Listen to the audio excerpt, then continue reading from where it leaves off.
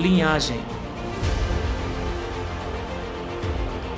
Os valdenses encontram a reforma. Episódio 35. Por centenas de anos, os valdenses tinham sido um farol a brilhar em meio à escuridão predominante. Fielmente, eles preservaram a palavra de Deus e trabalharam incansavelmente para espalhá-la por toda a Europa. Por isso, eles pagaram um preço alto, enfrentando onda após onda de cruel perseguição. A intensa perseguição que eles enfrentaram começou a desgastar as igrejas valdenses e eles começaram a ceder à tentação do comprometimento. Muitos começaram a renderizar uma conformidade externa com o papado, enquanto tentavam manter-se verdadeiros à sua fé na palavra de Deus. Mas esse curso de ação começou a corroer quietamente a pureza de sua fé.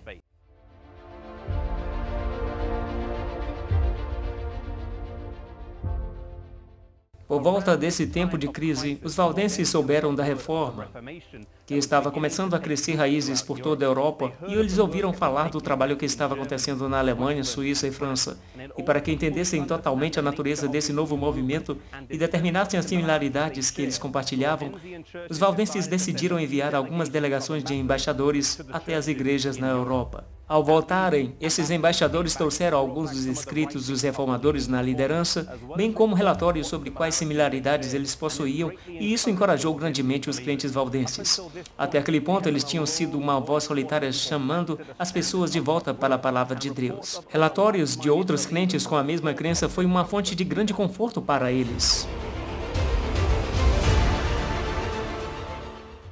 Os líderes das igrejas valdenses então decidiram convocar um sínodo com representantes das igrejas protestantes, a fim de que pudessem se encontrar com líderes das igrejas valdenses para discutir suas crenças, a fim de determinar o relacionamento que os valdenses teriam com a reforma como um todo.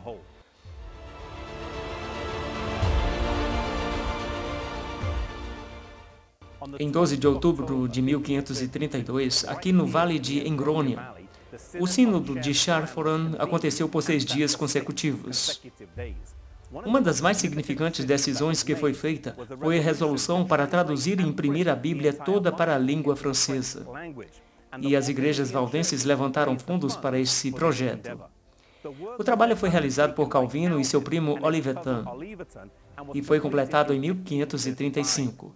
A Bíblia então foi imprimida em Neuchâtel, Suíça, e distribuída entre os protestantes de fala francesa por toda a Europa.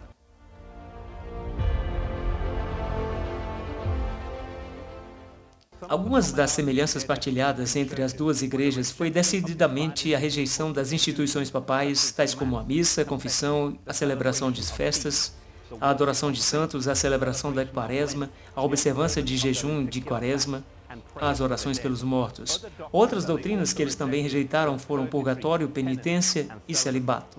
No entanto, nem tudo foi bem.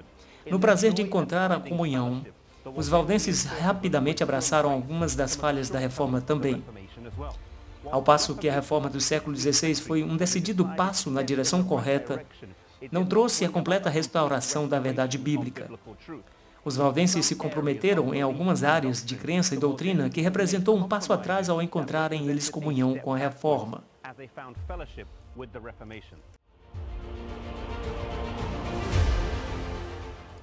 Duas coisas se destacam no Sínodo de Châtellerault.